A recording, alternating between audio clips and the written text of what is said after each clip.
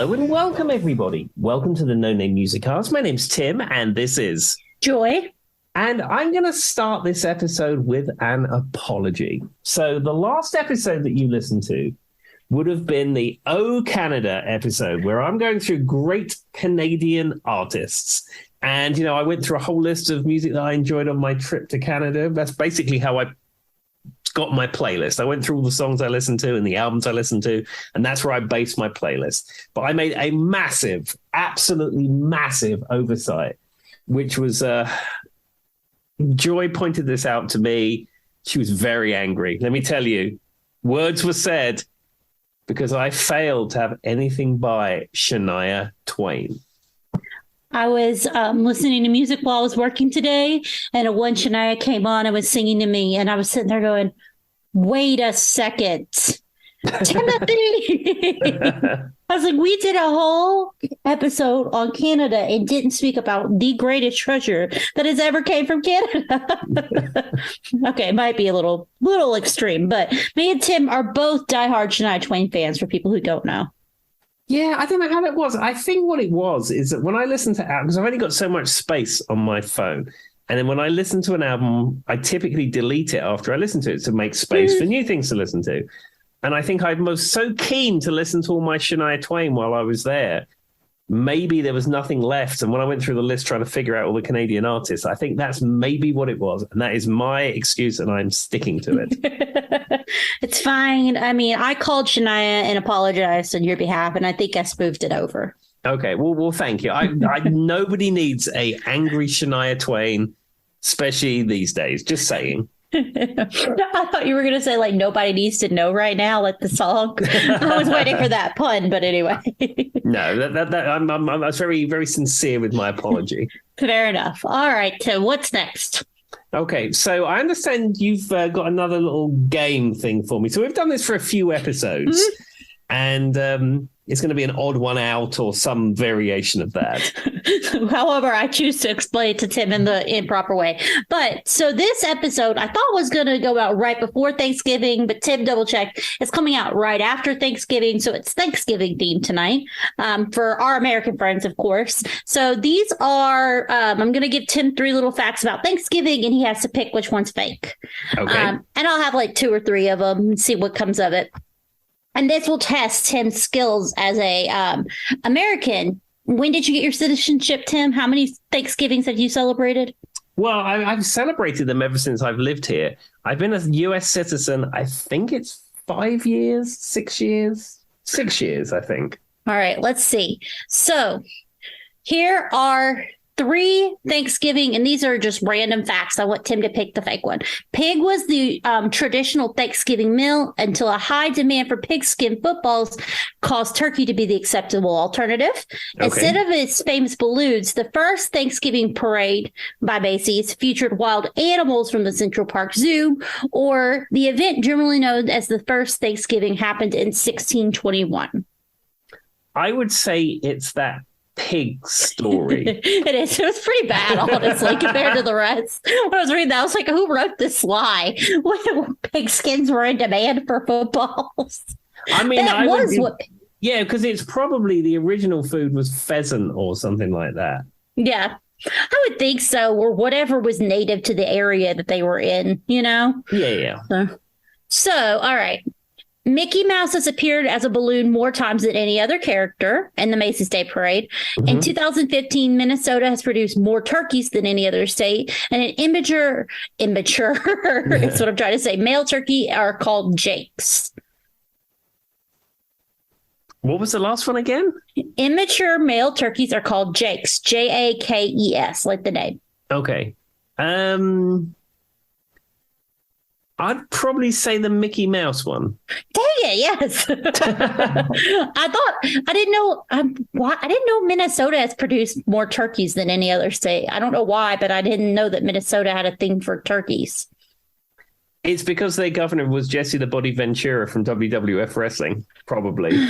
Of course. All right. All right. So the balloons at the Macy's Thanksgiving, this will be our last one, Day Parade used to be let loose into the city afterwards, and people who found them could return them to Macy for a prize. The Detroit Lions have the best Thanksgiving record, and the people aboard the Mayflower did not first land at Plymouth Rock. I would say the first one.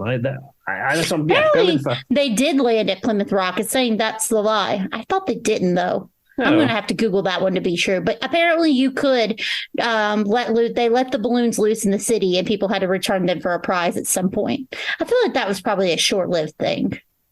Sure. Were they helium balloons or just regular balloons? Whatever was in the parade at that time. I mean, you have to think this was probably like when it first started. So I don't know if helium balloons were hopping at that point. I know that there's a world shortage of helium. Oh, no. And it's almost impossible to make new helium, apparently. I don't know how helium is captured. I'm not really super familiar with it. But I know that there is this super world shortage of helium, and it's used in aerospace. It's used in like space missions and science and stuff like that. So the fact that people are just filling up party balloons with helium, it's like, no, don't waste the helium. Oh, yeah. I mean, and helium's used for so many things that are like actually really good for us, not just balloons. Well, I'm sure if you looked it up, the Macy's Day Parade probably uses like 60% of our helium every year or something. Exactly. It's like 58% of all helium used in the United States is used in the Macy's Thanksgiving Day Parade. Did you watch the one year when the one balloon like attacked the building? Wait, what balloon was that? Was it Elmo? I don't know. This is my relationship with the Macy's Thanksgiving Day Parade. We go to Hannah's parents' house. It's on the TV. We watch it for about 20 minutes, and then that's that. Yeah, I mean, so as a kid, my mom would put it on. But I will say, as I've gotten older, I don't watch it as much because they started a lot more of like the shows and the people singing. Mm-hmm. And the singing is, I know why. Logistically, this is not to insult the artists, everyone. Don't come for me, internet. It's hard for them to be able to sing live on a moving, you know what I mean, platform like that, Tim, and have the audio and the sound correct. Let's be honest. Mm-hmm. So it'd be very hard logistically to have anyone sing live. But some of it is so bad that it's so obviously lip singing, like it is, or lip syncing. It is absolutely terrible. Yeah, I remember one year, I think Neil Diamond was on it. And then like the track started and he was like, oh, better start then. It was terrible. I can't imagine from a sound engineer point how difficult it probably is to get all those logistics right. A moving platform with people on it, right, Tim? But and so that kind of takes away from it for me. And then they also do the Broadway show little like skits constantly, and they've gotten more and more. So it's like 5% parade and 95% shows and advertisements now. Sure. And then the other thing is I don't know who any of the people are. That too. It'll be like, here's Sean blah blah blah. And I'm like, I don't know who that is. Yeah, from TV's Who Knows You show. And you're like, I've never heard of that. I don't know who that is. Yeah, I can agree. I do like the balloons though. There was one, they've had some like little mishaps where balloons of like wind and stuff have caught them and they've like laid it on buildings. But there was one year that it was like a big one, but I can't remember what. I want to say it was Big Bird, actually. Okay. I don't know that though. Don't quote me on it. But there was one year that like famously one of the balloons went awry. Okay. Anyway, not that it matters. This is a music podcast, not a balloon podcast. Okay, I don't know all my facts. Well, there we go. So we've had that section of the podcast, and we are going to launch into this week's topic. Now it's Joy's topic, but normally I don't know her topic, but this week I know exactly what Joy's topic is, and I'd like to announce that, and that's Women Who Rock Part 2. So it was too good of an episode. Well, but it was too much of one episode. Me and Tim would have been here forever because there's just so many women in rock. So I decided I wanted to make it part 2. And so here, this is the second half. Just going to start naming people and me and Tim will discuss them. The first one is going to be someone Tim is very familiar with. It's Pat Benatar. Pat Benatar. I covered a Pat Benatar song with Jenny from the Freak Jam. And we did Give Me Your Best Shot. I mean, that's a fantastic one. Did you know she doesn't perform that anymore, though? It's probably her Guns N' Roses song that we will never speak of. It's actually worse than that. She stopped performing it, she said, because of all the shootings. Oh, yeah. Well, So, yeah. Yeah, well, I suppose that's a good reason to stop doing I it. mean, I understand why she did it, but it surprised me when I was reading this about her. She said she doesn't perform it well. Hit me with your best shot anymore. She thought it could have some innuendos for violence, and she doesn't like that. So good on you, Pat Benatar. Her real name is Patricia May, and I don't even know how to say her last name. Giraldo. It was formerly Benatar. She was born on January 10th, 1953. Professionally, she's known as Pat Benatar, and she's an American rock singer and songwriter in the United States. She's had two multi-platinum albums, 5 platinum albums, and 15 Billboard Top 40 singles. Seems like to me, in my mind, I feel like she's probably had more, but while in Canada, she had 8 straight platinum albums. Apparently the Canadians, throw to your episode, Tim really liked Pat Benatar. And she sold over 35 million albums worldwide. She's also a 4-time Grammy Award winner, and she was inducted into the Rock and Roll Hall of Fame in November of 2022. So it just happened. There we go. And she should be in there because she does rock. I believe her last name is Giraldo. What Tim said. I was like, I'm gonna break. I didn't know that. Like, I didn't know what her official name was, but apparently that she's not Pat Benatar from birth. So, kind of what they're saying is her debut album was in 1979, and The Heat of the Night was her breakthrough in North America, especially in Canada. I don't know why. She's a big Canadian. They've got a big fan of her in Canada, where it reached number 3 on the album charts. 2 singles from it were hits. That's Heartbreaker and We Live for Love. The latter written by lead guitarist and future husband, Neil, the name Tim just said. Giraldo. Her second album, I know what he looks like. I've seen him before. Now that you say it, I get it. 1980s Crimes of Passion was her most successful work, peaking at number 2 in North America and France, and being certified as 4 times and 5 times platinum in the US and in Canada, respectively. And its single Hit Me With Your Best Shot reached the top 10 in the US and Canada, is now considered her best known song. Her third album, Pressure Tire, was another success on the album chart, and for some reason that one really charted in Australia. So I picked a few of her songs. They said she did kind of become more of a pop kind of artist in the 1980s, but she started out in rock. Doesn't matter. She rocks to me. So the songs that I went with were We Belong and then the song Fire and Ice. Yeah, I love We Belong. That is a really good song. I recently bought the greatest hits of Pat Benatar in a thrift shop for $1. And I typically don't buy greatest hits albums. I like the proper albums, not the hits albums. But I bought it because it was cheap and available, and I hadn't had a lot of good thrifting wins recently. And I played it pretty recently, and it's got such good songs on it, like so many hits, and you're like, oh, it's this one. It's this one. No, it's this one. She's one of those ones. That's what I said when I was talking about it. I felt like she had more hits because she's a person that you hear if you turn on the mainstream radio. She's like you know what I mean? Every 10 songs, you're like, oh, yeah, that was Pat Benatar. I forgot about that. Mm-hmm. Yeah, and she was a real staple of the 80s, like the 80s chart scene. There's always Pat Benatar songs. And it's especially when we had MTV, because we had MTV before anyone else I know had it. We had MTV Europe.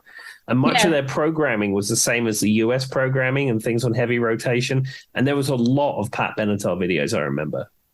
I don't know why, though, but for some reason, We Belong is the one, though, that solidifies Pat Benatar to me, which is funny because it's a slower song, but the chorus is so. I mean, we belong to the light, we belong to the thunder.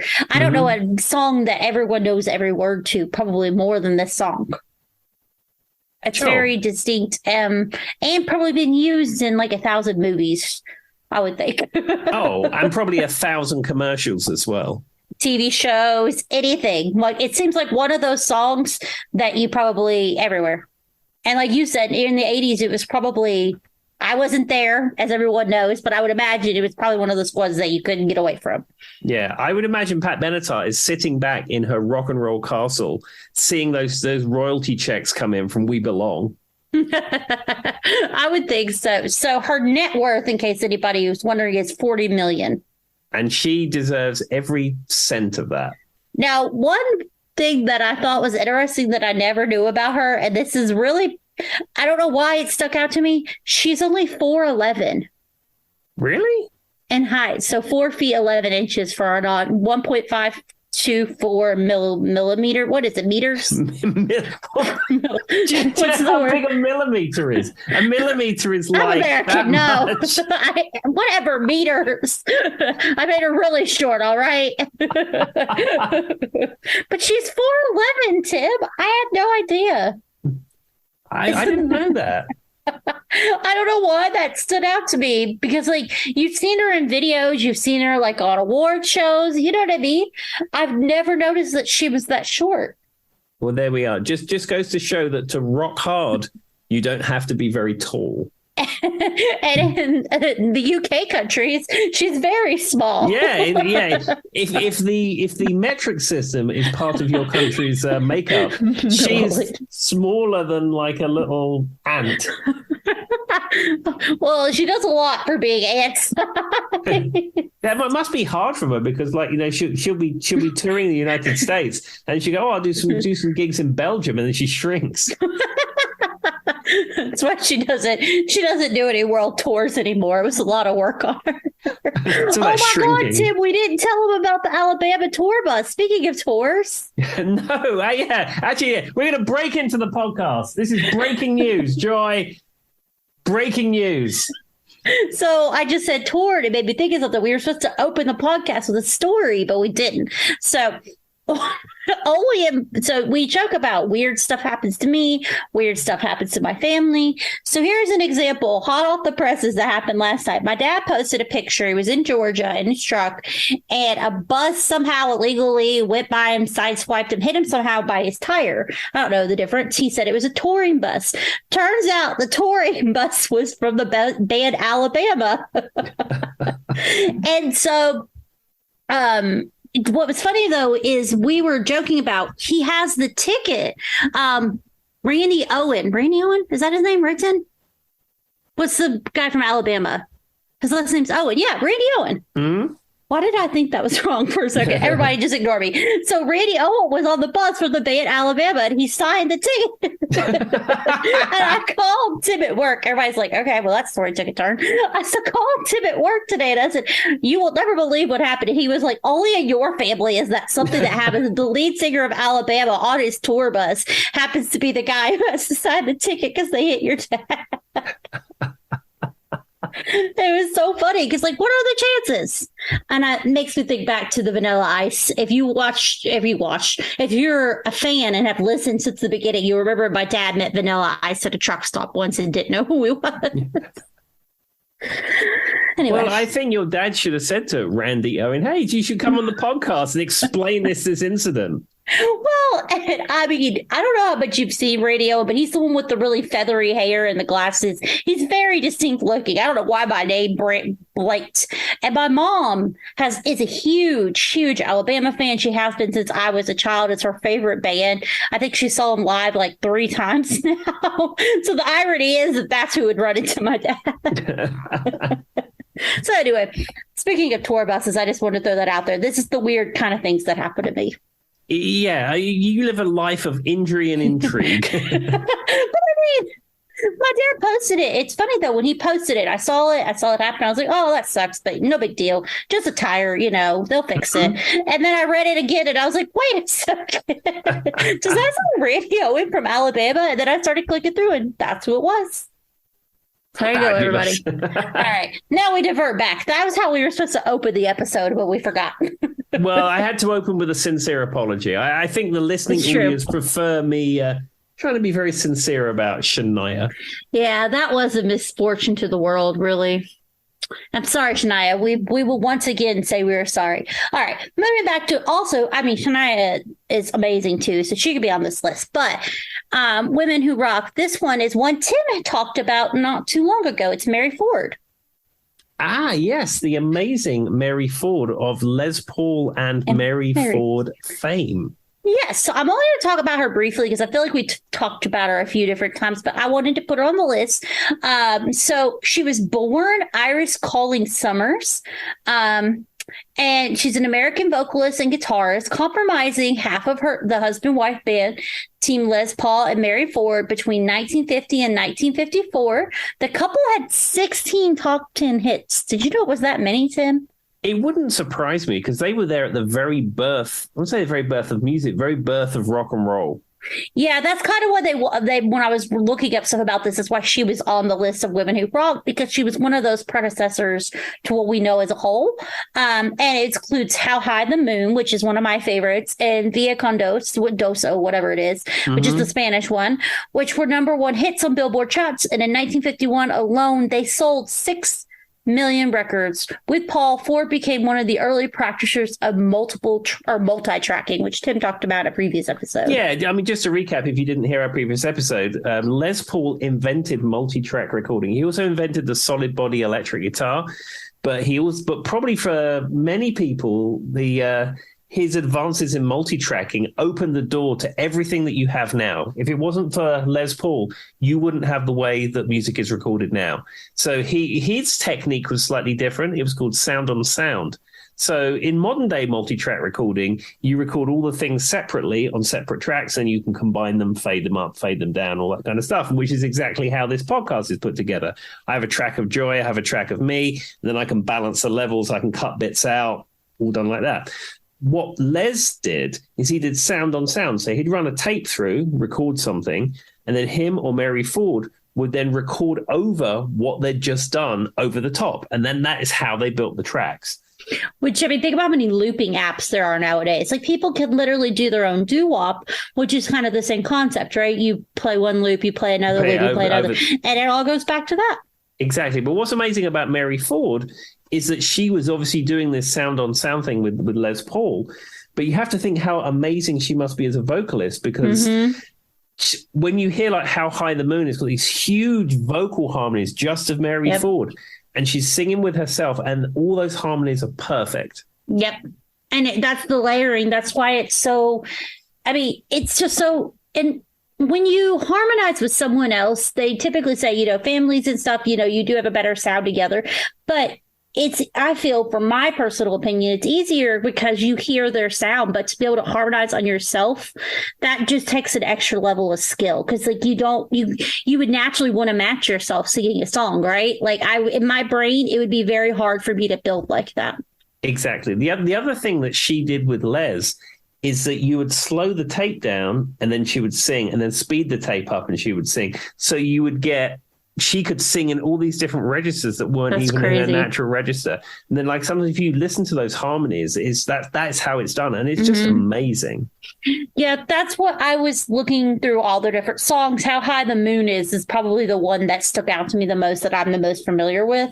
And it's a great example of exactly what Tim's saying. Yeah, I was very lucky. I saw Les Paul perform twice, and I think the first time, he may have done it both times, but certainly at least one of those times, he performed How High the Moon. Now, it was very different to the recording, and he played it instrumental. Of course. But to hear the man perform that was very exciting. Yay. So I just had to bring her into this because she was one of our predecessors that brought us some of these other artists. All right. So our next one is another person I think we've talked a little bit about, but I'm going to talk about them in their most famous band and in their solo career. It's Lita Ford. Mm-hmm. So Lita Ford is from the Runaways. The Runaways from like 1975 to 1979. She performed with them through, I think, most of that. In 1975, at the age of 16, Ford was recruited by Kim Fowley to join an all-female band, the Runaways. The band soon secured a recording contract and released their first album in 1976. The band garnered significant media attention, and the Runaways became a successful recording and touring act during the late 1970s. Ford's lead guitar playing became an integral element of the band's sound until their eventual breakup in 1979. Now, I've always thought, and maybe other people have thought this, they were one of the very first female rock bands as a whole in the 70s. Like, they're a staple. Her guitar playing, from what I understand, has a very distinct sound, like some of the other guitarists we've talked about. But it says in 1977, internal conflicts were erupting within the Runaways. You know, that whole band breaking up thing. Who, by the way, who by that time had started to part their ways with producer Fowley, lead singer Cherry Curry, and bassist Jackie Fox. The vocalist and guitarist Joan Jett wanted the band to shift to more of a Ramones influenced punk kind of sound, while Ford and the drummer Danny West wanted to continue playing the hard rock oriented songs, which kind of makes sense if you think about where Joan Jett went as a person, Tim. She kind of has like a punk vibe in like her later work. Mm-hmm. So that makes sense. And then in her solo career, basically, they weren't able to compromise and they broke up. Tale as old as time, every band ever. But in 1982, Ford signed with Mercury Records and set about launching a solo career. Her debut solo album was Out for Blood, released in 1983, was a commercial disappointment, sadly. Her next release, Dancing on the Edge, achieved moderate success and Ford's popularity began to rise. Dancing on the Edge included the single Fire in My Heart, which reached the top 10 in several countries outside of the United States. I've never heard that song, so it must have been strictly outside the U.S. And then the follow-up single, Gotta Get Let Go, better performed, reaching number 1 in the mainstream charts. So how much do you know about the Runaways, Tim and Lita Ford? The Runaways, not a great deal. I know the name and I know a couple of their songs. But for me, Lita Ford, the track that I know of hers the most is Kiss Me Deadly. And that was one that I popped up as probably her biggest hit ever. Yeah, and that appears on a lot of greatest hits of the 80s, Lita Ford. Yeah. I think she's more, I like Cherry Bomb from the Runaways, but that's their biggest hit, right? Yeah, and that's probably the song I think of when I think about the Runaways. I can't think of any other song, but I do think that they are known as one of the first all-female rock bands, and that's why they don't have a lot of hits. And then, of course, Joan Jett went on her own with the Blackhearts and her own solo career, and she became the name known from the Runaways.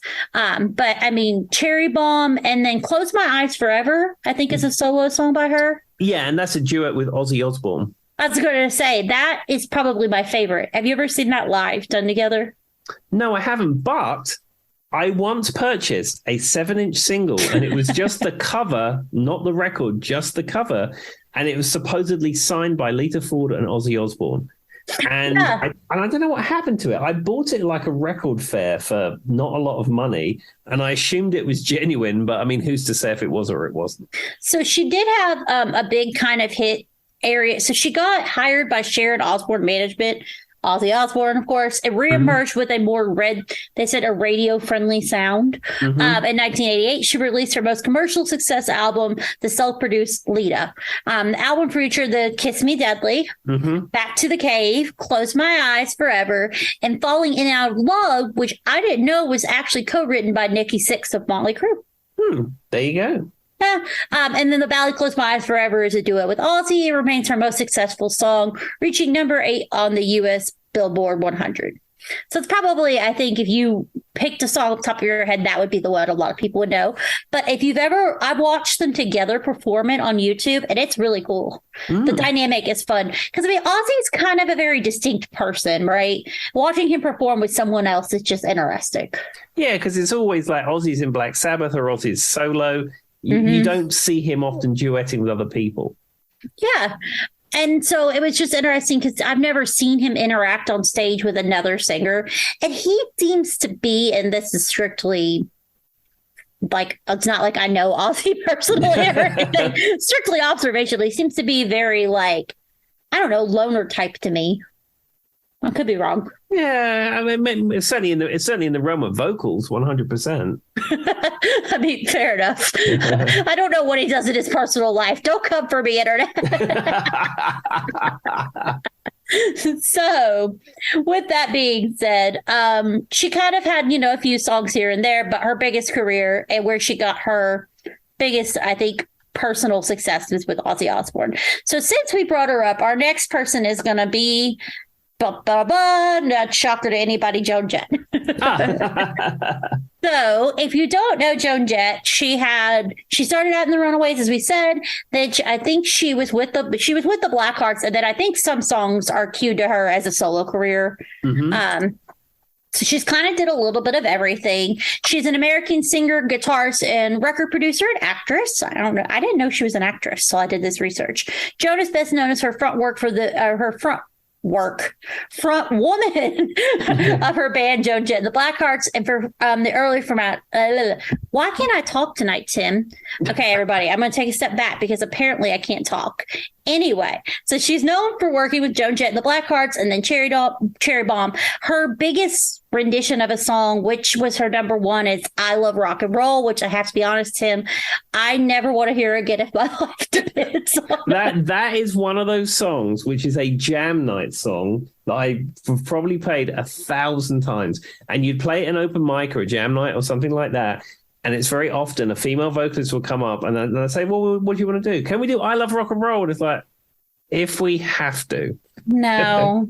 Now, her other notable songs are "Bad Reputation," "Light of Day," "I Hate Myself for Loving You," which is my personal favorite.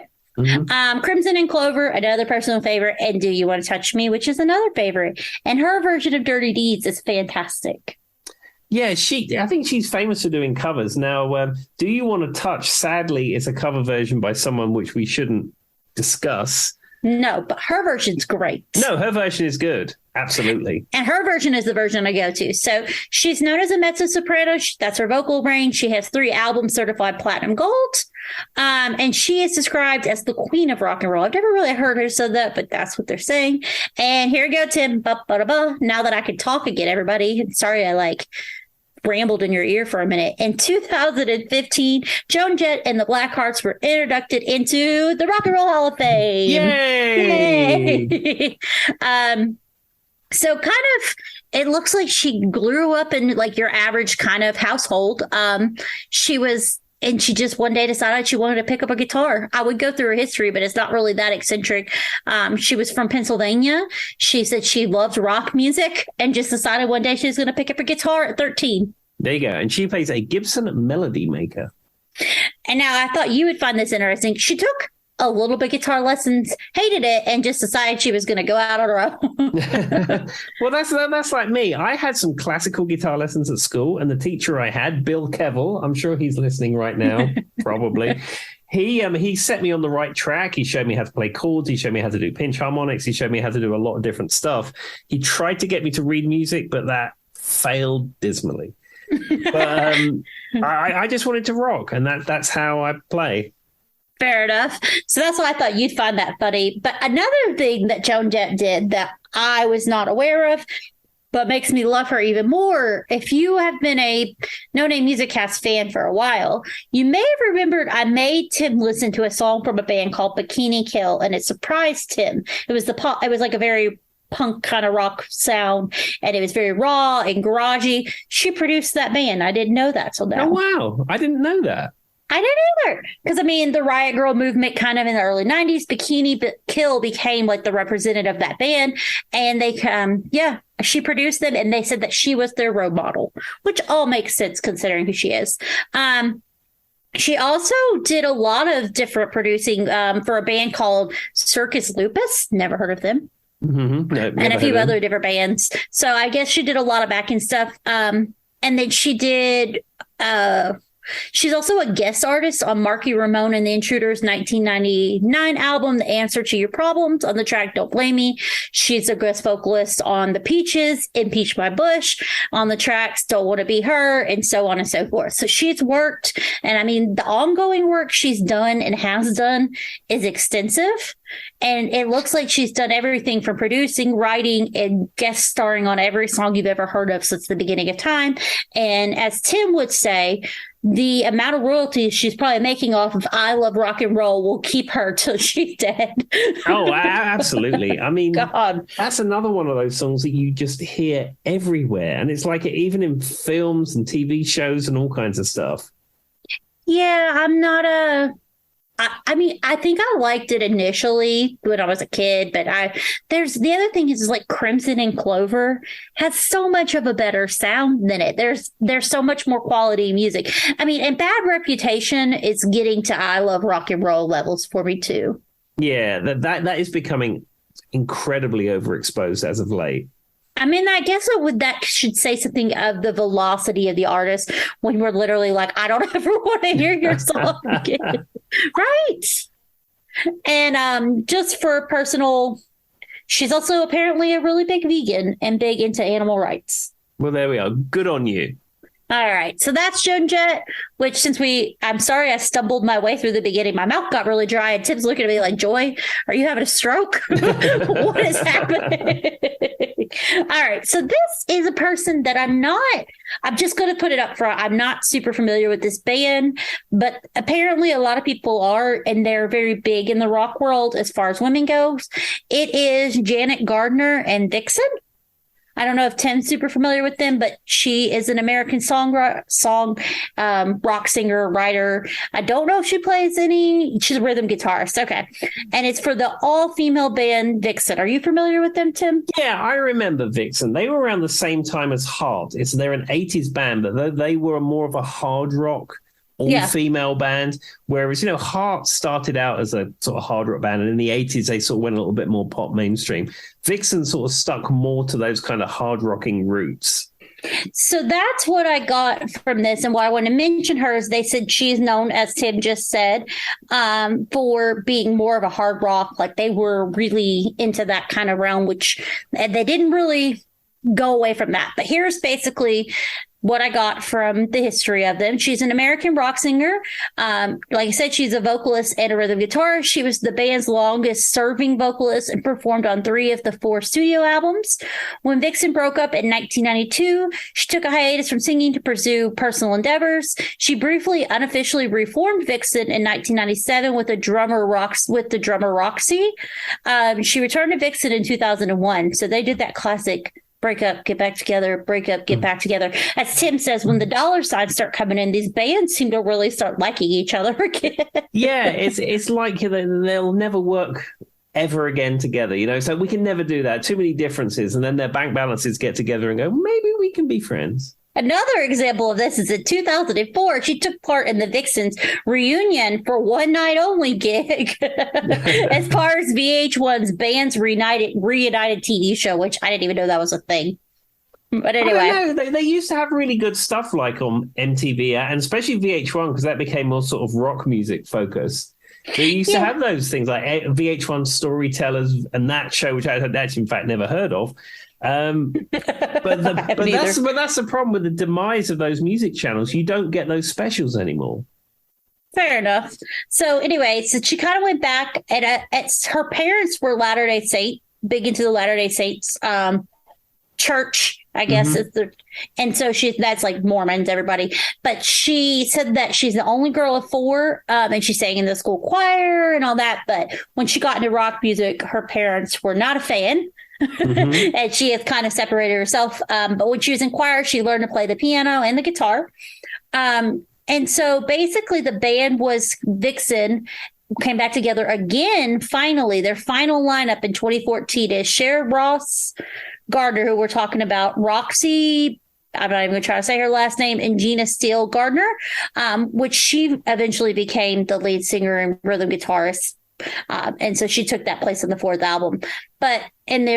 And she joined the band's original lineup in 1983, left and came back, and then they became a quartet and so on and so forth. And that's kind of like how the lineup went. Those 4 people between all of those kind of jump back and forths. They did that.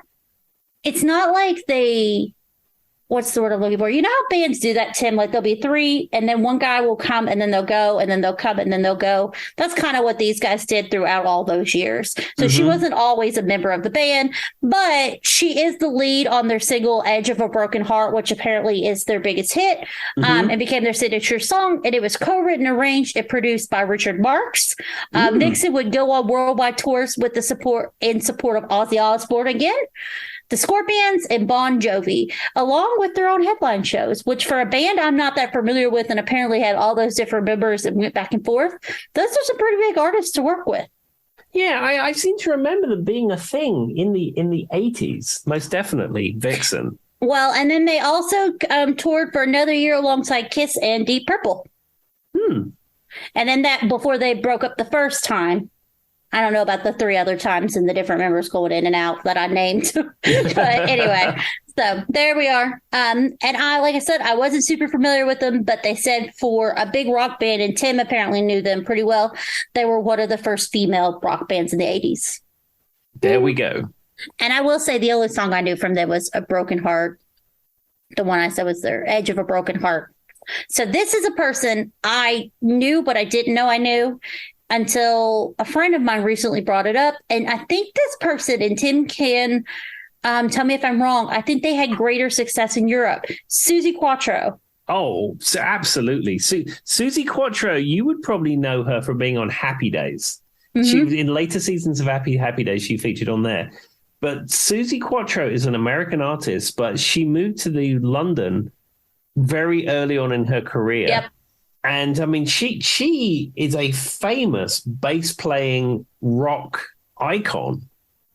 That's what I was getting. And I will say the only two songs that I think I knew off the top of my head that I would account to her, Can the Can, and then The Devil Gate Drive. Yeah. Other than that, I didn't really know her that. But basically, she's an American singer, bass guitarist, songwriter, and actress.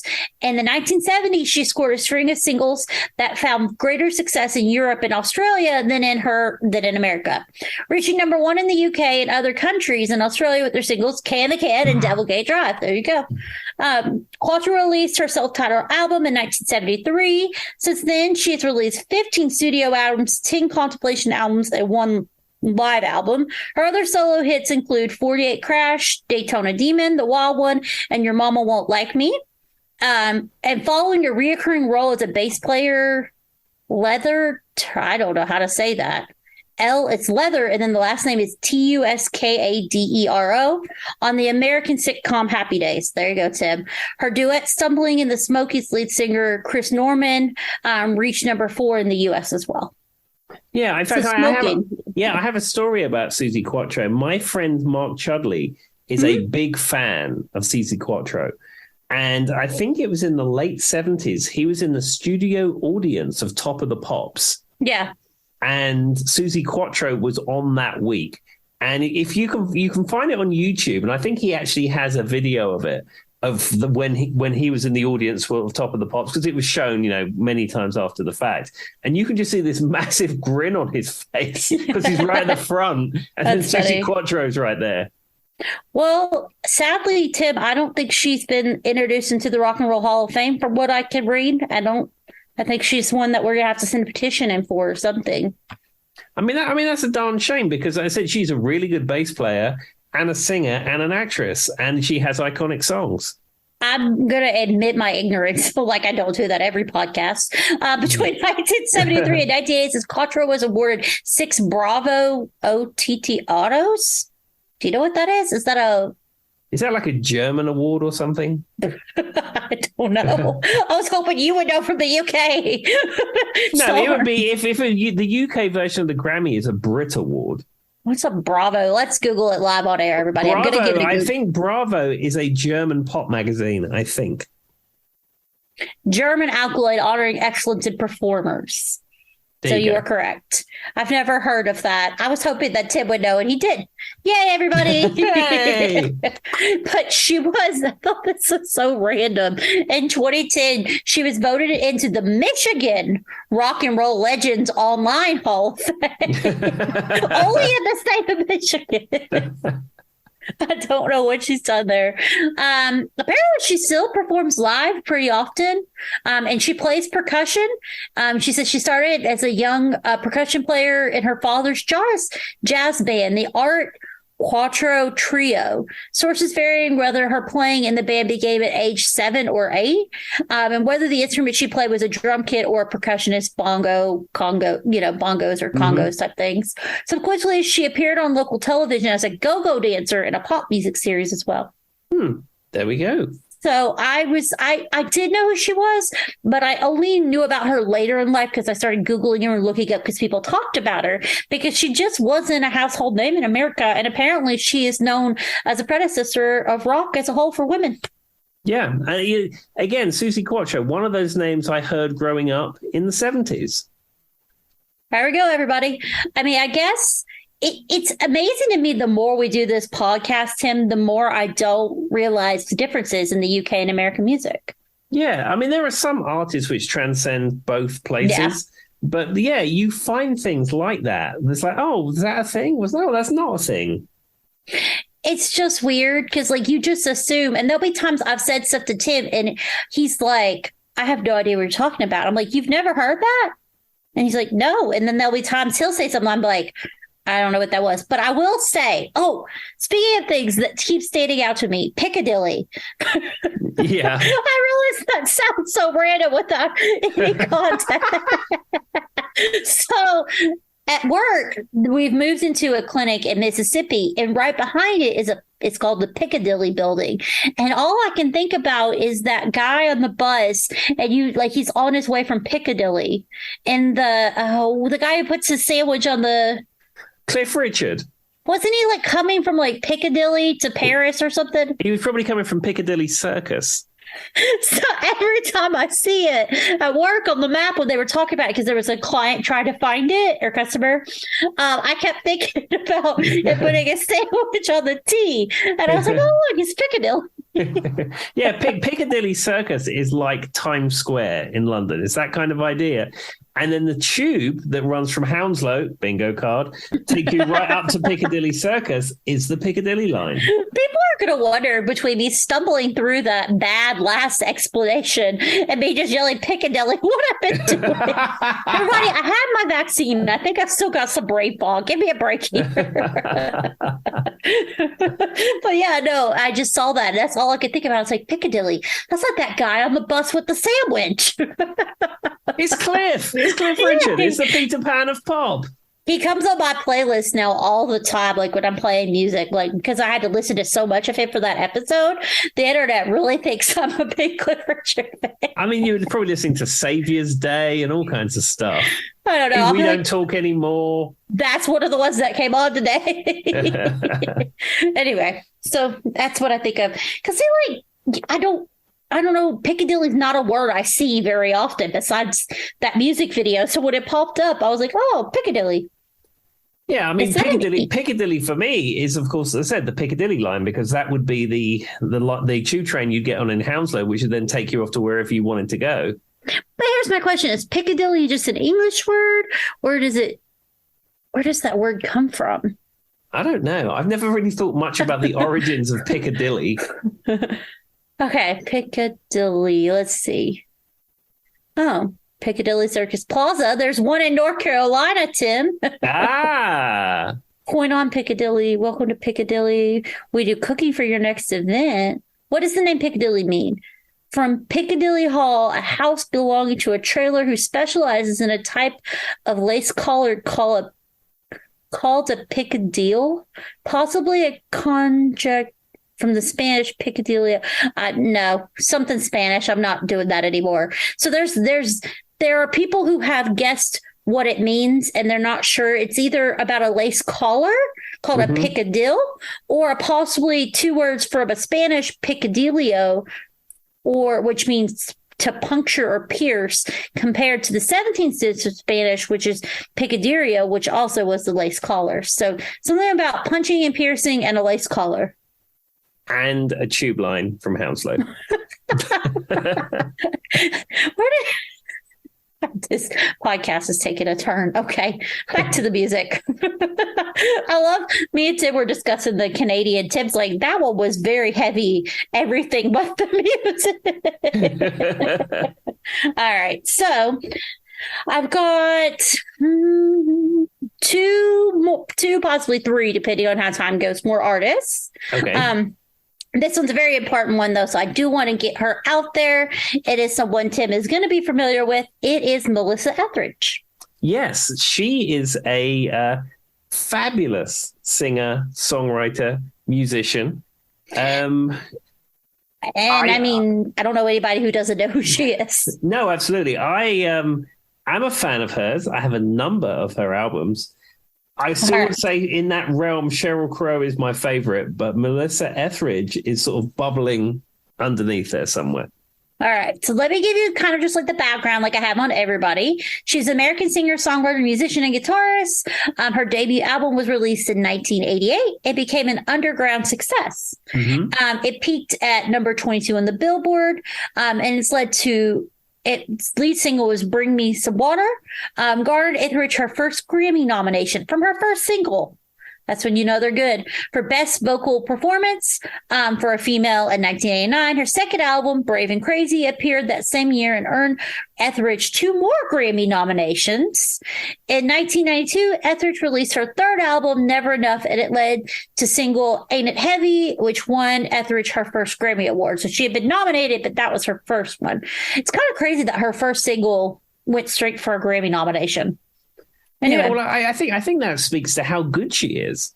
Yeah, that's when you know they're, and that's when it's one thing to be good. It's another thing to break mainstream success. Do you know what I mean, Tim? Because those are two very different things. Yeah, because you can be critically acclaimed. I mean, you can be playing clubs and people think you're the best thing ever. But if you're not selling units, as it were, and not playing big arenas, you're not deemed a success, I suppose. Yeah. And so to get a Grammy that soon means that, because a lot of people put out a lot of albums before they get their first actual Grammy or Grammy nomination in this case. So that just speaks to the fact that she was instantly there. Now, this one is the one that everybody's going to know with all the songs you're well aware of. In 1993, she released what became her major breakthrough into the mainstream, which is Yes, I Am. It has I'm the Only One, If I Wanted to, Come to My Window, which all reached top 40 in the United States. And while latter Etheridge her second Grammy, Yes, I Am spent 138 weeks on the Billboard 200, parking it at the number 15 and earned a certificate of 6 times platinum, her largest, and peaked at number 6 on the Billboard. Selling album to date. Her fifth album, let me restate that, guys. Peaking and selling was her highest peaking album to date. Her fifth album, this is where I messed up. It's Your Little Secret was released in 1995 and peaked at number 6 on the Billboard 200. Her highest charting album to date as well. So like the first one was the highest one, then this one became the highest one. So you see what's happening here. I was reading that because it said the same thing about both albums. It confused my brain. If tracks nowhere to go and I Want to Come Over both reached top 40 in the United States. So her fifth and her sixth album both became the highest selling album to date, just to clarify. So that one was the highest selling album. Then her next album became her highest selling album to date. Yeah, I mean, it's obvious that they sold millions and millions and millions of copies of that album. And I tell you for why. Both of those albums that you spoke of are sort of staples in thrift shops. Because they sold millions and millions of them. And you can walk into any thrift shop anywhere around here, and you could probably find one of each of those albums.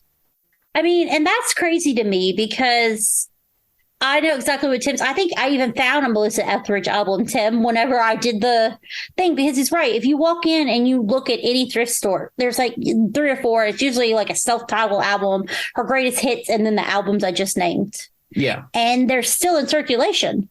So that's why it was a little bit hard for me to say. But yes, each album became bigger and more successful than the previous. And so I would say my favorite Melissa Etheridge song is Come to My Window. But it's a little cliche. I want to say If I Wanted to is probably my other one. But I mean, I'm the only one. I don't know. I can't really pick a favorite. They're all great. All of those songs that you mentioned are absolutely fantastic. Now, have you ever seen, this is something, so she was diagnosed with breast cancer and went under surgery, Melissa Etheridge was, and she did a tribute to Janis Joplin with Josh Stone, which they performed Cry Baby, and Etheridge was bald from chemotherapy, and then they also performed Piece of My Heart, the Janis Joplin song. No, I've never heard that. It's amazing. There was so much heart. Like Joss Stone starts out her performance with Crybaby, and then Etheridge comes on stage maybe halfway through that performance. I don't know if she sings on it or not, but then they go into Piece of My Heart, and it was, I mean, amazing. And she ended up putting out, I think, a single, A Piece of My Heart, because it was so good. Like she sold it. It was, and I mean, it was, she had just obviously been through chemotherapy. She was bald on stage, so that even made a bigger influence, I think, on why people remember this performance. But I would say if you want to mark it down, Tim, when we put up stuff for the page, people need to see that performance. Yeah, I will definitely do it. In fact, I will check that out when we finish recording this evening. Of course. And another thing about Melissa Etheridge is she has done a lot of philanthropy work for the LGBTQ plus community, and has worked really hard for different things for that. So that's also one of her big accolades. And I love it when artists have something that they want to support and be a part of. Good on you, Melissa Etheridge. Good on you. And she is known. I mean, I don't know anybody else. I don't think, Tim, sadly, that she's made it into the Rock and Roll Hall of Fame, though. She hasn't. I don't see anything. I'll have to Google it to be sure, but it does say that she has her star on the Hollywood Walk of Fame. So there's that. Let's see. Let's give it a go, because none of my research says if she did, but I feel like she should have, right? I would have thought so. I'd assume she's eligible, and if maybe she just hasn't been voted in yet. Mm-hmm. Oh, here we go. Is Melissa Etheridge not in the Hall of Fame? Why they are in the Hall? Let's see. Why they are in the Rock and Roll Hall of Fame, Melissa Etheridge. Professional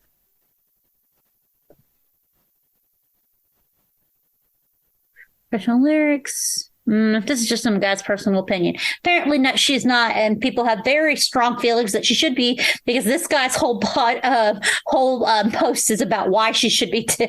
Exactly. And I was hoping to give a reason, but. And you say she's on the Hollywood Walk of Fame. Is she between Elvis and James Dean? I don't know. Why would you? Wait, is that a reference to something I'm not getting right now, Tim? The fabled Nickelback song. Oh, God. I'm not mad that I didn't know that. Elvis and James Dean would be fine for me. I'm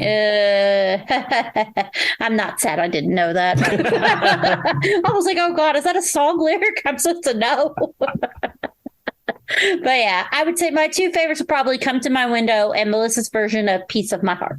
There we are. I'm going to check out that version of Piece of My Heart. It's really cool. And then another person that Tim was recently speaking of, it is Susanna Hoffs from the Bangles. Oh, I love Susanna Hoffs. She is amazing. I mean, I like the Bangles. And as we've spoken before, like their cover of Hazy Shade of Winter, I think, is even better than the original. And of course, you got Walk Like an Egyptian and all the classic Bangles songs. But I don't know, Susanna Hoffs rocks. She really does rock. She plays a Rickenbacker guitar, and she has sung some amazing songs, and she has written some amazing songs. She's just the complete package.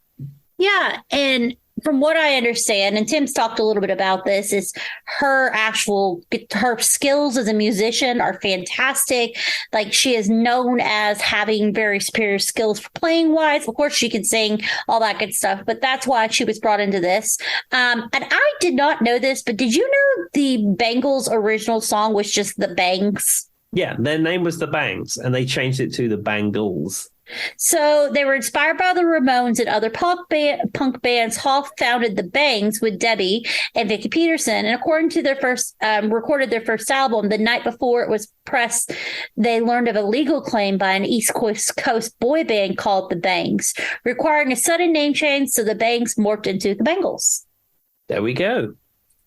I did not know that until I did this. But anyway, so just a little bit of history on her. Hoffs founded the Bangles.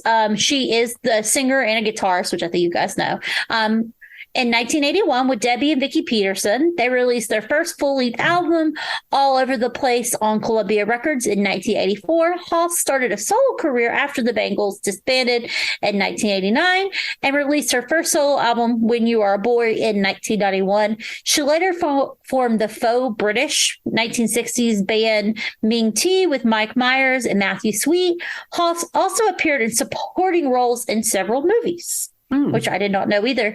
And I don't know. I don't know exactly what should they mean by faux British 1960s band. Well, I can tell you it's in Austin Powers. Oh, that's what they mean by the Mike Myers thing. Okay, that makes sense. You could tell I'm not really up on my Austin Powers there. No, I don't really. I've seen Austin Powers once, and like you see the joke in the first 5 minutes, and it's like, is that it? I mean, yeah, it is. I mean, it was funny, but I don't specifically remember her being, you know what I mean? Like, that doesn't ring a bell with me. I will say I probably picked Manic Monday as my favorite song for the Bangles. Yeah, and did you know that Manic Monday was written by Prince? I did, only because you've told me that before. Yeah, it was written for the Bangles by Prince because I think Susanna Hoffs and Prince were spending quality time together at the time, and he wrote it for her for the band. Wow. So I was listening to that, Tim, but I just read something that I want you to know. I did not know before okay. So I was going to tell you while you were saying that, I was reading. My favorite solo song for her is Eternal Flame.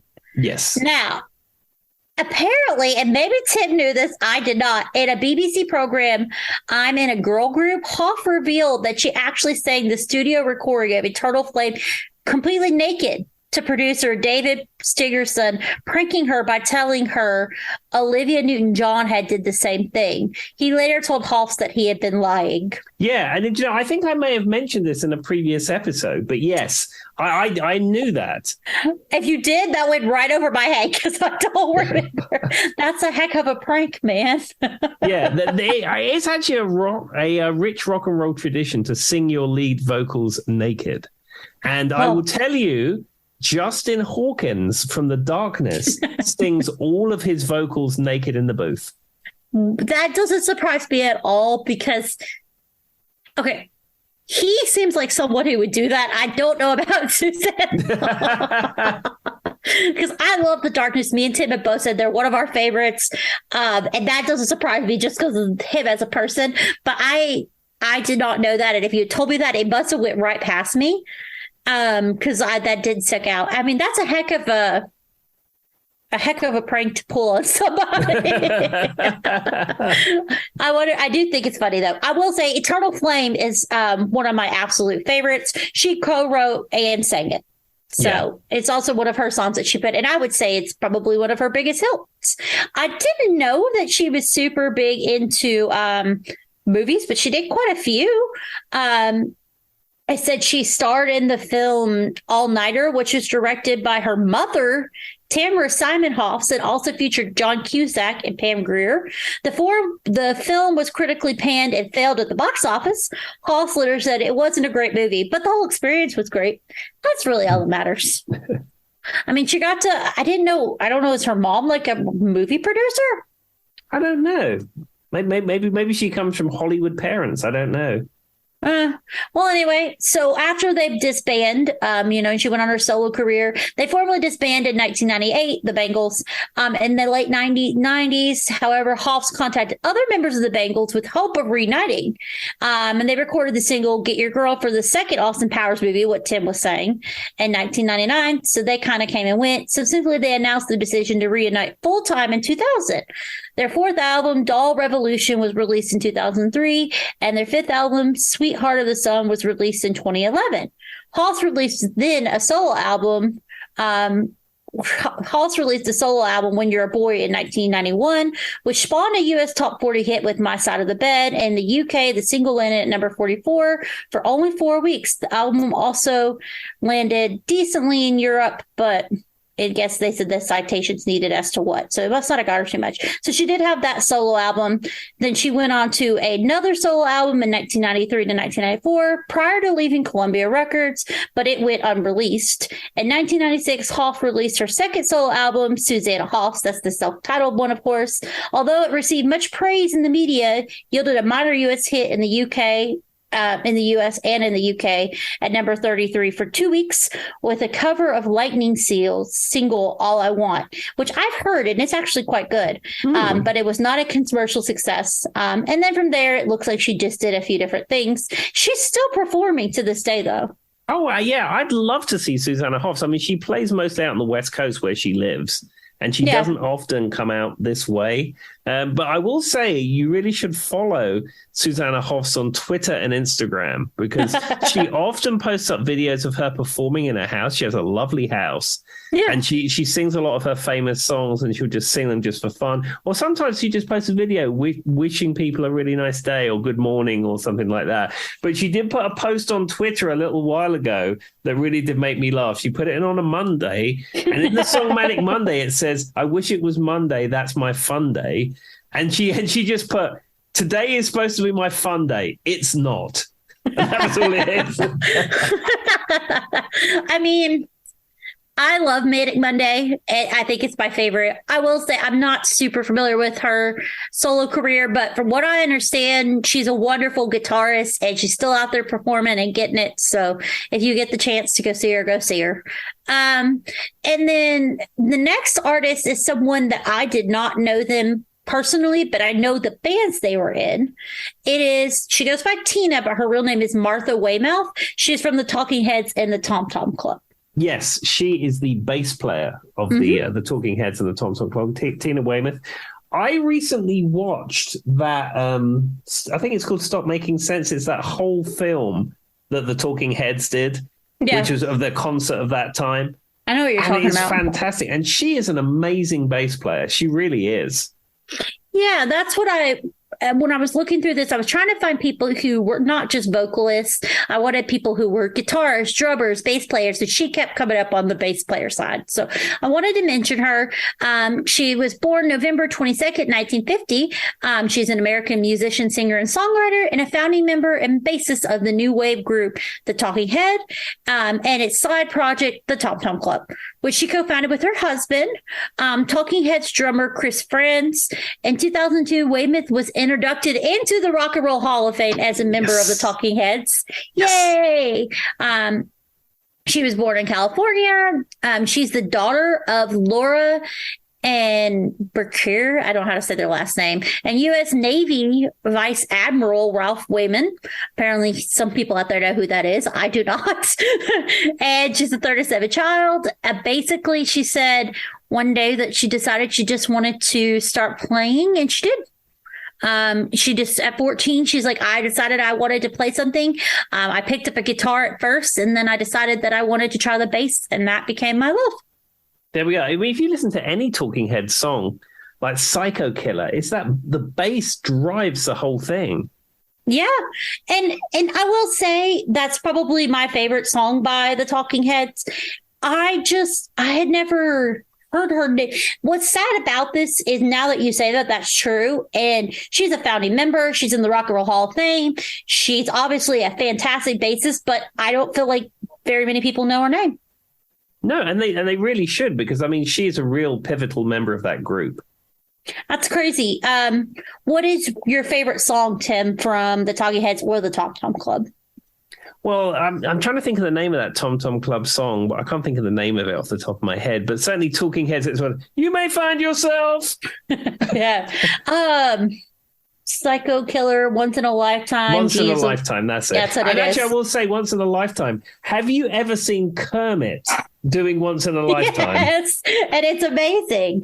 It's like, where did that come from? He's got the massive suit on. I know. It's just... What created that? It's fabulous, but what created that? I mean, I would say edibles, but I can't confirm that.